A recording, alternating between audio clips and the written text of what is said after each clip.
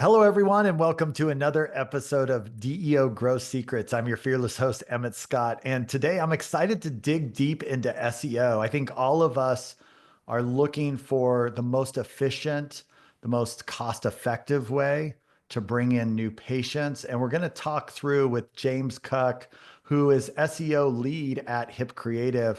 Really go deep. I'm going to be honest with you. This is going to be like a 400 level course on how marketing, digital marketing, SEO really works.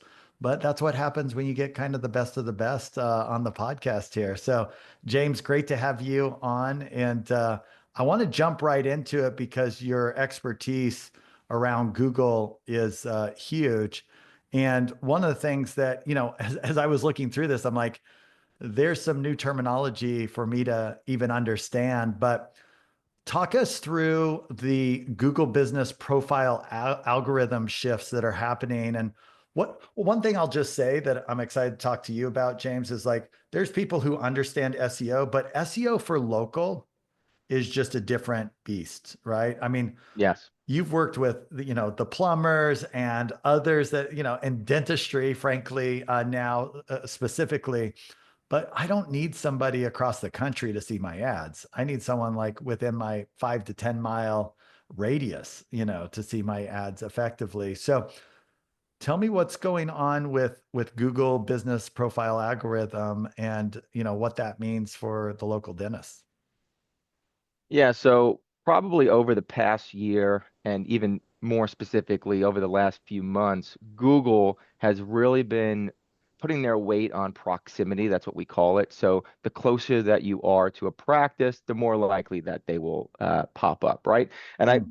give this example because like 10 years ago, we were able to pretty much rank. Like if I wanted to rank across New York, I could optimize a GMB and pretty much be found anywhere that I wanted to with the right types of optimization. Google got more sophisticated and they said, hey, we probably shouldn't allow that to happen. Let this guy slip in and just start ranking everywhere because they want to give their searcher the best results. And if I am looking for a gas station, let's just say like gas station near me, and I use that, they don't want to send me 20, 30 miles away, right? Mm. They want something that's actually going to help me out, especially if I need gas. So I like to use that as an example. Same thing, the algorithm's the algorithm. Same thing if someone types in orthodontist near me or dentist near me. Mm. They want to give the best results. So proximity is really playing a factor, and you want to optimize the best way that you can for proximity. And then also another thing inside of their map pack algorithm is reviews over the last year, and now specifically, I would say 3 to 6 months. It's heavily weighing on reviews. So you want really good review velocity. And the last thing is also engagement. We're noticing that if your Google business profile is getting more engagement and interactions where people are actually clicking on it, they're interacting by calling or clicking over to your website, that actually can manipulate your rankings as, hey, this profile is getting a lot of users clicking on it. Let's bump them up. So it's not just one thing that's going to do it, but everything. If you can do all of that with the Google Maps, you're going to have the best chances of popping up higher. Okay, for amateurs, which are most of Yeah. us in this, we think of Google as a couple things. One, it's scraping my website, and old school SEO was like just have the right content there so that when it scrapes it, it's like, oh, you're an orthodontist. Okay, I better bring you up here. And then I think of it as pay per click, right? Okay, I'm going to pay to show up. It's much more dynamic than that, right? So can we Yes. kind of talk through a couple of the things? Number one, like how Google Maps now and having your business profile really in the right place is meaningful. Some people I've seen where they're not even showing up on Google Maps, or they're really not caring for their Google Map entry the same way they're thinking about their website. It feels like in some ways the website's taking second or third place to some of these other things. You mentioned reviews, that's sitting over on the business profile piece as well. So kind of talk through some of the assets and almost how I would power rank. Like if you were a dentist tomorrow, right? And you wanted to get, the highest ranked possible, how would you kind of think about what's most important? Because sometimes these little things can be more important than the big things, right? It's like, oh, I want my website to have these pretty colors and this, and this. which is nice, but not might not be what actually, moves you up in the ranking. Yeah, totally. And with like web design, right? Of course, that's important. You want your website to look beautiful, but it's not just, hey, if we build it, they will come. That's not going to happen, right? There are specific things that we need to feed Google. Also, with Google, Google has a patent on their algorithm, so we can look up their patent. We understand the algorithm, and then also, I'm big on data. We want data to come back. I think now I've worked on probably close to 500 to 600 GMBs just in the dental space. So there's a lot of data that comes back to us, and we build frameworks off of that. So if I And open when up you a use this practice term like GMB, can you break that down for me? Google, yeah, that's the Google business. That is the Google Okay. business listing. Yep. Okay. Great. Got it. So when I say GMB, I mean Google business. So Okay. your Google business listing is what I'm referring to, your actual business listing. And if I was to open up a practice tomorrow, I would make sure that I fully fill out everything on my GMB. I get it verified. I optimize it completely. I make sure that I'm touching on every single service area that I'm in. And then also what I love to do, one of the pieces in our framework is reverse engineering competitors, right? Success leaves footprints. So all we have to do, and especially with AI and software now, is understand, why is Google favoring my competitors? What are they doing? And let's put together a strategy off of that. And I would just implement that. I would put that, if they have their top category as dentist, and that's my competitor, I want to make sure my top category is dentist. If they have another category, subcategory, I want to make sure I'm following the subcategory. If they are mentioning that they service this, and this area, and those are the same areas, I want to make sure that I'm following that. If they are doing Google business posting, which is also, you could post on your Google business every day if you'd like. If I see that they have a strategy of posting, well, what are they posting? How are they posting? What are their posts optimized around? I want to make sure I put that into the strategy. So I'd really take time to reverse engineer competitors that are ranking for local search intent keywords. So keywords that I know are going to actually bring in potential patients, right? Like when someone's typing in best orthodontist near me, best orthodontist for kids in a city, right? These are going to be searches that are, they have local search intent. This is someone that's looking for a very specific type of service, and we want to make sure that we're fully optimized on the GMB. And then, yes, also on your website. Your website can be beautiful, but for me, what me and my team do, what we really want to make sure is that from your page titles to your meta descriptions to the content that's on there, we are hitting every single keyword that we can. So we have the best chance of letting Google know what we're about, building brand authority, and all of those keywords that I'm talking about. Man, this is awesome. So if I wanted to do a little self audit, what would be the best way to do that? To figure out number one, what searches should I maybe put in and just see how I come up? Should I do that in the Google search bar? Should I do that over on the map side of things or both? And number two, how do I, for someone who's really new at this, how do I access my GMB? How do I even, maybe it's like I had an office manager set that up for me, or my friend or my wife or whatever kind of just did that as part of like launching the practice, but I really haven't touched it since then. And I've been running pay-per-click ads or doing flyers or whatever, but like no one's had this conversation with me, so I didn't know. How do I access this and know where I'm at? Yeah, that's a great question, and I see this happen a lot. So what I would first do is go to your Gmail, and in that top right of your Gmail, you're going to see a little square block that has about 3, 6, 9 dots. You want to click on that, and you want to see if you see Google Business. If you see Google Business, click on that. There's a good chance maybe you have access through there. That's If kind of the back not, end of your account. If it's set yes. up under your email or a work email or something like that, right? Okay. Yes, and I would also encourage you to check your work email as well. Hmm. In the chances that someone from your team long ago set it up under their personal email, which does happen, we would have to actually contact Google support to actually get that re-verified and take over the listing. if you Google your business name and you see your actual listing, you'll sometimes see a little pop-up on the listing that says own this business. I would click on that and actually go through each step and say, yes, I own this. And then you'd be able to either take it over or at least get in contact with Google support to help you verify and prove that you're the owner and take over that. And then from there, once you take it over, you actually link your email and you'd be able to access it at all times. Okay, And great. then So as far as the just touching on the first question, as yeah, far yeah. as how to do some research, I would strongly encourage a SEO tool. One of my favorite tools is Ahrefs, and it What was makes that it again? so Say it much again. easier. Ahrefs, Ahrefs. And it makes it so much easier to just scan your competitors and actually do a deep competitive analysis of what keywords they're actually optimized for. It gives you keyword suggestions. And now with AI, I mean, there's so many tools that we're integrating to actually help with this. But even just to start off, a tool like that really does wonders because to manually go through every single competitor, right? Sometimes we still have to do that, but just to get a good grasp on what should I be optimized for, what are my competitors doing, a tool like that works wonders where you can actually see so much data that's so important to make sure that your site and your GMB is optimized around. When I go on and do my search, what you just said was I might be on there, but it's simply because Google did a scrape and said, there's a dentist here. We want to make sure it shows up because we want to make sure we're as comprehensive as possible. It doesn't mean I necessarily did anything. So that's where you're saying it might say, hey, own this business. We know you're there, right? And so then you would take it over from there.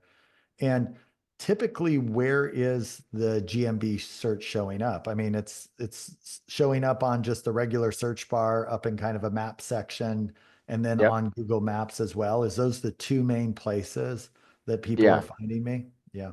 Those are the two main places, and I'll strongly say from the data, it's mostly Google search. So it's someone going over to Google search, typing in, orthodontist Brooklyn, and then the map. You'll see the sponsored ads, of course, at the top, Yeah. and then you'll see that map section. And that map section is so powerful because even with the data we have, most people skip those ads. Not all people are still going to, but the organic approach converts way higher, and also remember those reviews are in there. So it stands out with those gold reviews. And that's why reviews are so important. The conversion is if there's only three placements in that map pack. So there's only going to be three dentists or orthos or any type of service business. And it's important that not only do you want to get in that place, but you want your reputation to be strong so you convert that click. Because remember, engagement is what's also going to help keep you there and manipulate those rankings. Let's talk a little bit about reviews because that's just become so much bigger in the SEO world now and driving those reviews.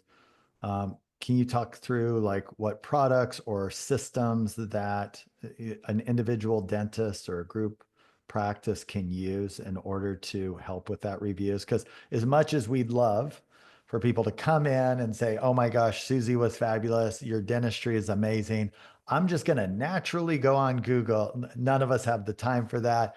Typically, the only people who feel like they have time is that one patient who had a terrible experience and they want to make sure the world knows about it.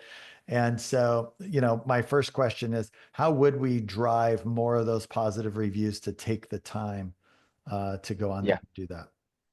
Yep. So with reviews, my team and we looked at about 50 listings. And I really went head deep on this because I wanted to understand, okay, why? Because a lot of reviews started getting filtered out. So you'll see people leave a review and then it's like, oh, the sky's falling because everyone's panicking. They're like, hey, a lot of these reviews are getting deleted. And that was just Google updating their algorithm. They want to create a really strong filter so that all the spam gets removed, right? And they really did a really great job. I mean, there's still some reviews that are legitimate getting removed, and I'm sure it's going to get adapt and get even more sophisticated and maybe become more accurate. But where it is at right now with reviews, it's very hard to manipulate a review. It's very hard to just create a Gmail and then go leave a review. They understand, okay, this is a real user. They have a history, like my Gmail probably is 20 years old. All right, this makes sense. They're local. They're going in this practice. okay, it makes sense to that's a verified review, right? So they're getting very good with this filter.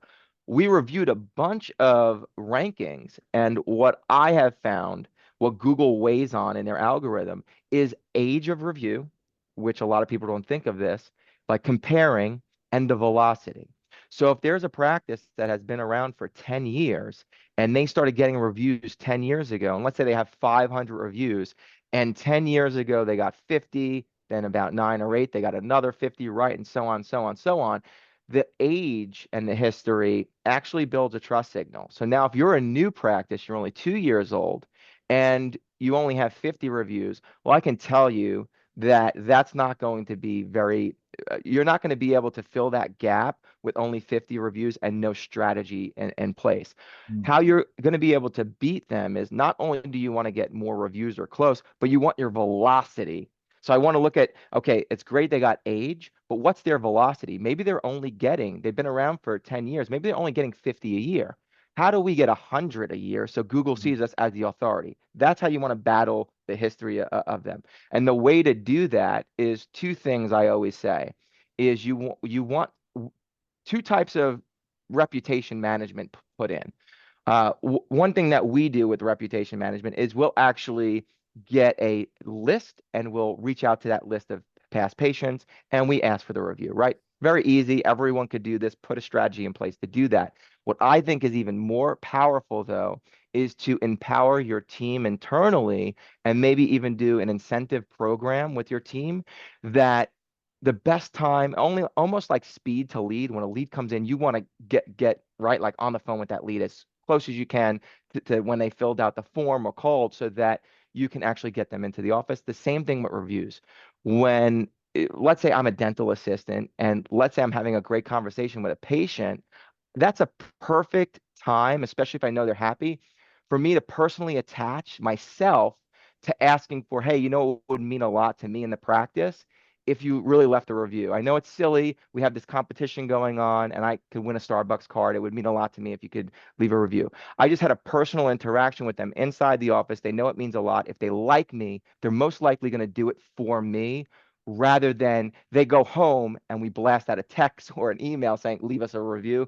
We all know how that goes. It's still good to do that. Why not? You'll Right. get some. But if you can incentivize and build some type of review program within your office to ask, it's going to go a long, long way. I've seen this more and more in businesses, and it is effective. You know, when Susie says, Emmett, have you enjoyed this experience? I went and bought some shoes recently, right? And Yep, they had a little QR code there for me. So it was really simple for me. I didn't have to even like think about it. And they're like, could you just leave a review? And could you put Susie in there? yeah, Right. And I think, you know, hey, we're running, you know, this, that, and the other, but it would mean a lot. So it was effective. And I even like took a picture of all of us together and dropped it in there. And that's awesome. so, yeah, do you think that kind of using a strategy of saying, hey, would you mind mentioning me in the review and that you had a good experience? Like, do you like that? I did feel like it hooked me a little bit, you know? Yeah, I mean that's okay to do as well. I do see some practices doing that, and that's Yeah. okay.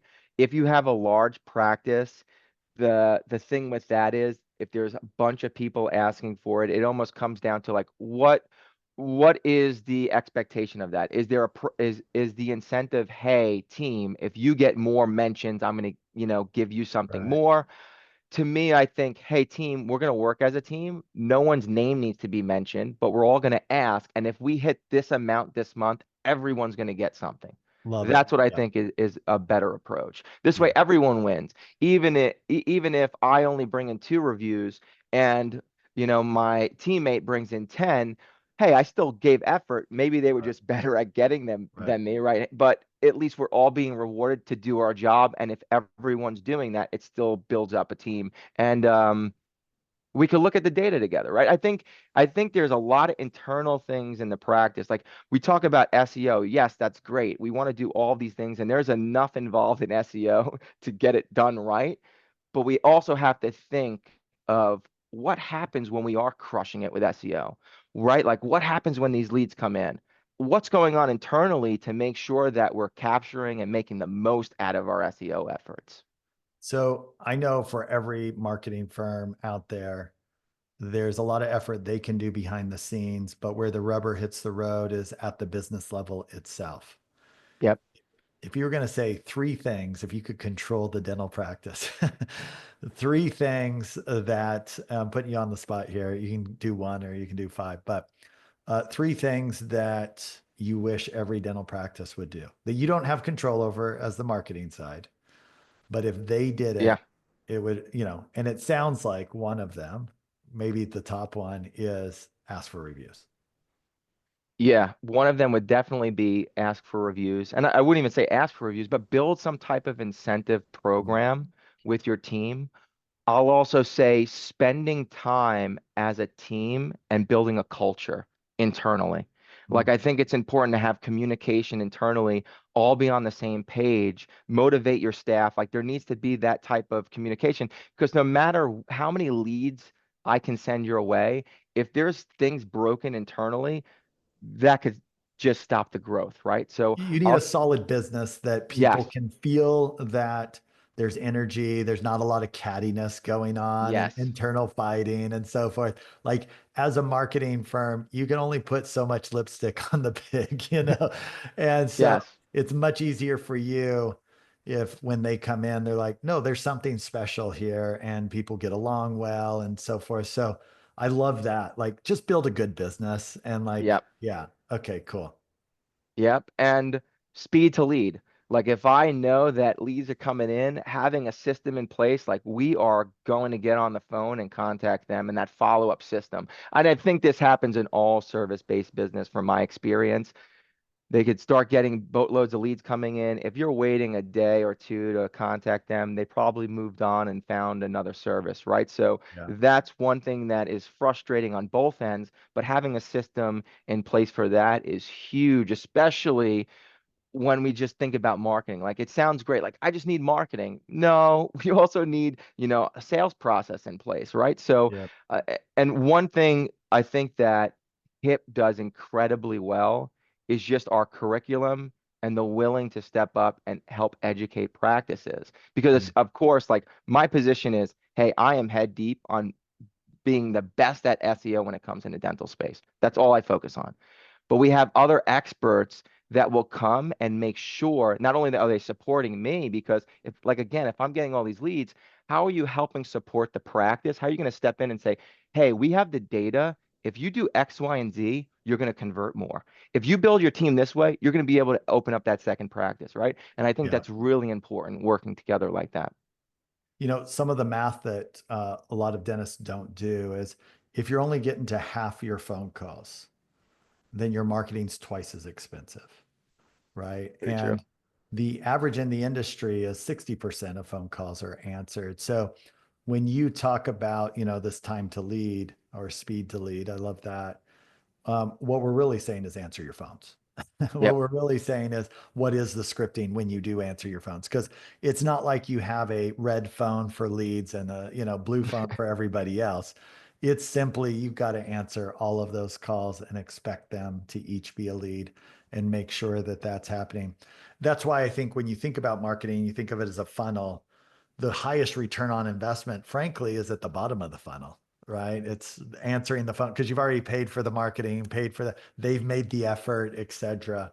Just like in a dental practice, the biggest, the lowest hanging fruit is collections because you've already done the work, treatment, etc. So I love how you're thinking about that is have a great organization, make sure that you're answering your phones effectively, and then maybe the way you contribute on the marketing side would be this reviews component. Is that Yep. a good breakdown? Yeah. Yep. Okay, cool. Um, I want to jump into a couple other items, multi-location SEO. So, it's one thing to really think about my location, but now I want to do multiple locations. We, of course, get the question all the time, should I have the same brand at those locations? Maybe I did an acquisition. It doesn't make sense to change the brand. There's large DSOs that never change the brand. They keep things very local feel. So I know that would be one question people would ask. But yeah, how do I handle multi-location and how does that change things? Or is it simply a duplication of the same things for single locations?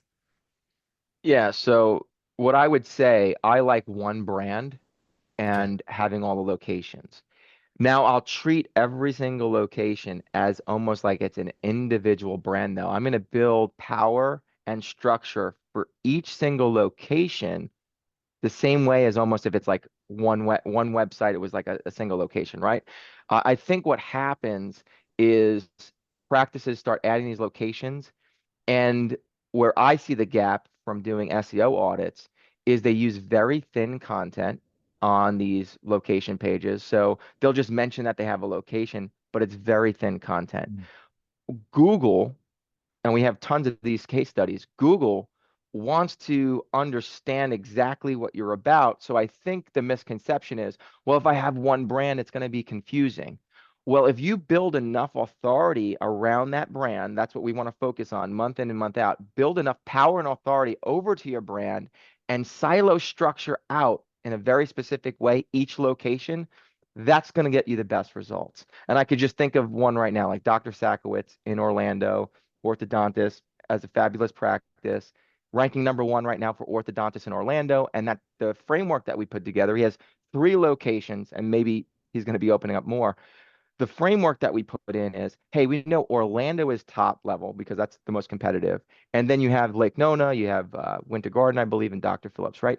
But if you looked at the silo structure of his site and you went over and looked at his drop down in the location pages, you're going to see a lot of robust content. You're going to see a Mm. lot of SEO optimized content individually for each location.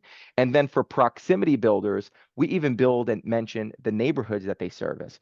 So it's a really, I call it like a content sprint within our framework where we're building out a lot of robust content for, especially if you have multiple locations, and we're separating everything out and treating it almost like it's an individual business, but it lives on one domain. Yeah, you really can't pretend like you're leveraging a single location across the other 10, right? You really need to treat each one with its own emphasis, its own investment. If you want, if I have a location that's only got one star review, I can't be like, well, the other few got 10, Yeah. they're doing great because they're getting 10 a day over there. Each one is going to be treated as its own location, right? And Yep. that's true even for these bigger brands, In and Out, McDonald's, etc. You're going to look and go, oh, that's a 3 star. I don't know if I want to walk into that place. So Exactly. yeah. Okay, cool. That's super helpful. And I think kind of matures us up. We hear so much about AI. Is there anything happening on the AI side for local SEO, or is it not really touched that space yet? So as far as search goes, I'm not seeing much when it comes to local search intent keywords where Google's generative AI is doing much right now. I think in the future, I personally don't think much is going to change. Maybe they'll integrate something where maybe there's like a chat bot and it can help figure out specific things like optimizations about the business. So if you ask a question in Google, maybe it will assist in that. But I don't believe that, the sky is falling, and I don't believe that the map pack is going to go away and all this crazy talk. I don't believe that. I think that we need to adapt and leverage AI. I think it's here to stay, obviously. And if we use it to our best capabilities, I'm loving it right now because I'm testing specific things out with tools that help again. Let's use it to help reverse engineer the competitors. Something that might have took me 2 hours, boom, they instantly can do it, and it's even more efficient and persistent. So I think that with AI for local, I'm not seeing much as far as when Google search goes. One thing I will say though, knowing that AI probably will be more integrated, I'll say make sure that you are setting your website up and your GMB with authority. And what I mean by authority, you need a game plan in place to help Google know I am the authority figure. And one way of doing that is making sure that all your citations are built out where you should be mentioned, like if you're on WebMD, right? All of these citations, you want them completely filled out, linking over to your site. And I would be investing in a press release campaign, which is something that we do as well, where you're being mentioned on high authoritative press, and just building your expertise in your arena. And I think that's going to help in the future when AI is trying to understand who should we actually position here. Oh, this person was mentioned in Forbes. This is right. Like I think that's going to play a big part later on. It reminds me, I have a friend who's into technology, and he says, if I was going to put my resume together, I'd put in white font somewhere down below.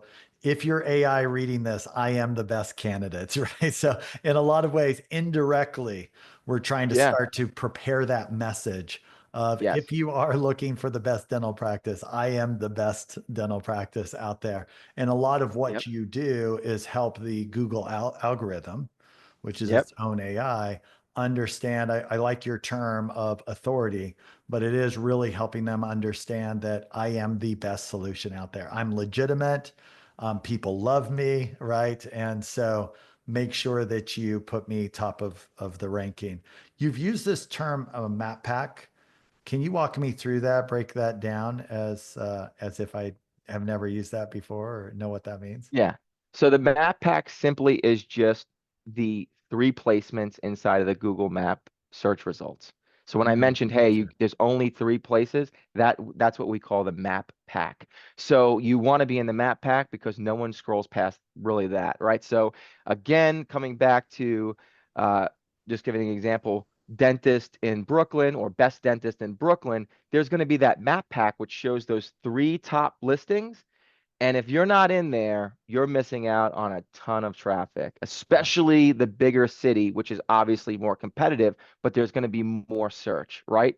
So, and not every campaign is equal. It could have the same framework, but I think this is important for the audience to know. If you're in a really small neighborhood of only 12,000 people, the population, right? There's probably not going to be a ton of search there. There will be some, but it's going to be much easier for you to optimize and rank. If you're trying to rank in New York City, that's going to be right. Like the strategy is just going to be this similar framework, but you're going to build authority on another level. You have to get Right. that authority up. So, that map pack, though, being in the top three works wonders once you're in there. By the way, being in the map pack of Brooklyn sounds like an amazing musical you should put together too. That would be awesome. Last thing, I know this will be a tactical question. A lot of people will wonder, which is how many reviews do I need to be thinking about? Like, give me some targets, if I'm doing two a week, two a day, like, is there a number there? Obviously, like you said, small town versus New York, different level of intensity, right? Yep. But are there numbers or thresholds I should start thinking about? Yeah, so that's a great question. I get this question all the time, and it really comes down to the individual location and practice. So what I do is when I get that question, I go, okay, let me see. Where are you located? All right, let me go do my research. I have some software that actually shows me the competitors' reviews. It shows me their history of reviews, and then I Mm, put together a strategy like, hey, looks like from the data, you're going to need about 100 reviews this year. So let's break that down. Can you get 10 per month over the next 12 months? So it right. really is case by case. And yeah, the more the competitive area, you'll notice sometimes some of these practice could have over 2,000 reviews. And if we're seeing that, we're going to know, hey, we got to really put something together that's really going to just at least boost our velocity to start catching up. Yeah. Okay. Awesome. And what's the time frame that I should expect? I mean, most of us are like, all right, I've been doing it this week. Why am I not in the map pack? So what do you see if someone really is executing well, they're doing what you said, they're getting their, you know, 10 a month, 20 a month, whatever it takes. How long until they start seeing themselves jump up? Is Google refreshing that momentum? I would say if you started and you are going strong for 3 months consistently, especially if I gave you a suggestion, I said, hey, you have to hit this mark. I would say in 3 months, there's no doubt that we'll see some movement. Now, will you get into that map pack? That depends on what the competitors have, but at least we can show, hey, you're moving in the right direction, and we Right. have to keep this velocity going. If we keep the velocity going, we're going to see growth. Same thing with the website. Again, there is two different algorithms, MapPack, Google Business, MapPack, and then the actual organic website, but they do communicate together. So we want to be building power. That's the biggest thing, and I say this, is authority and power. You want to be building power month in and month out. And if you're doing that correctly and strategically, depending on the size of your area, I'm seeing new practices rank within 6 months, brand new practices. They're able to Yeah. get either in Wow. spot 1, 2, or 3 within 6 months with a brand new, startup. Yeah. This is awesome, James. Thank you so much. I think so much of this around marketing and SEO has felt like kind of a black box. You can tell an expert because they can break things down simply, and you've done just that and given us like the immediate tools we should start thinking about. And anything else you want to throw in here that I didn't ask about? I mean, this has been definitely the 400 level course I was hoping for. So Yeah, no, thank you so much. I appreciate you having me. If anyone does have any questions, I will personally give a free SEO audit for anyone. They can even that'd bring be that to their awesome. SEO if they have an internal team. They could do that if you just go over to hip.agency/contact and you just fill that out. And in the message, just say, James, free SEO audit. My team will get that to me, and I'll be sure to actually audit. I'll personally do an audit and send that over to them. That's awesome. Thank you so much for being on the podcast today. And if any of you want to join the community at DEO, we've got deodentalgroup.com. We've got a great event coming up. Now, the thing is, this year, James, we went exclusive. So only groups like you and members of DEO can come to that event. But if you're interested, you can go to our website and talk with our sales team about joining DEO. Anyway, great having you again, James. And to everyone listening, keep smiling.